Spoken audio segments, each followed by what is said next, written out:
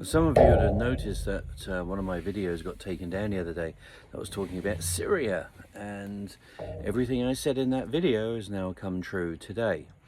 So that's a bit of a shame, but it was interesting that I seem to have violated guidelines, whatever, just by telling the truth about what was about to happen, and that was the fall of the Assad regime.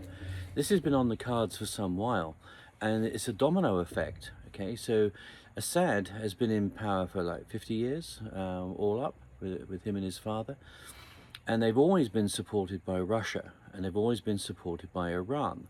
And of course, Syria is that link pin. This is why there are so many Iranian Revolutionary Guard Corps units in Syria that have been supplying Hezbollah and Hamas. And Israel has been striking them, and they've been getting weaker and weaker. And as Iran has been getting weaker and Russia has been getting weaker in Ukraine, so they've been unable to support the Damascus regime.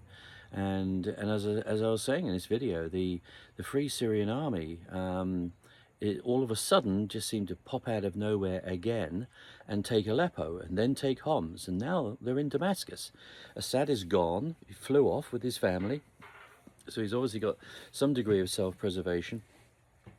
And then they saw his plane go down. Some people were saying, did his plane crash, or did his plane make a landing? I think it made an emergency landing that was pre-planned, where he had been picked up probably by Russian special forces and spirited out of the country. He'll find himself, in a dacha in Russia, no doubt, for the rest of his life.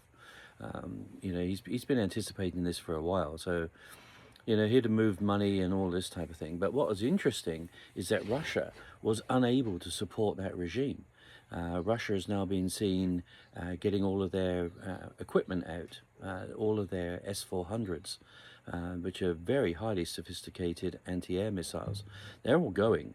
So Russia has given up. They're gone, which now means that the Free Syrian Army will take over. Now, this puts a whole new position in the Middle East, because it was largely a secular society there, but was based upon Shia.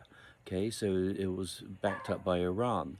Now, one of the first things the Free Syrian Army did when they actually got into Damascus was to attack the Iranian embassy. Yeah? So that shows that Iran is now not going to have any degree of power within the new Syrian regime. Reason for that is that the Free Syrian Army are Sunni Muslims, and Iran is Shia. So this is another collapse of a Shia state. It really puts Iran on the back foot now. So you're going to have a new Islamic state in Syria that is going to be hostile to Iran, and it is going to be more favorable to places like Saudi Arabia, and all of the other Sunni Arab states. So it's going to be an interesting time. I think what this does is creates a massive buffer zone now for Israel, and allows Israel to completely dismantle Hezbollah, because all of the Iranian Revolutionary Guard Corps units that were supplying Hezbollah into Lebanon from Syria are now going to be gone. They're gone. So Israel now has the buffer zone that it requires.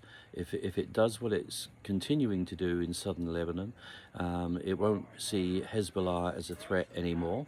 The attacks from Syria will probably cease, and Hamas is just going to be mopped up as well.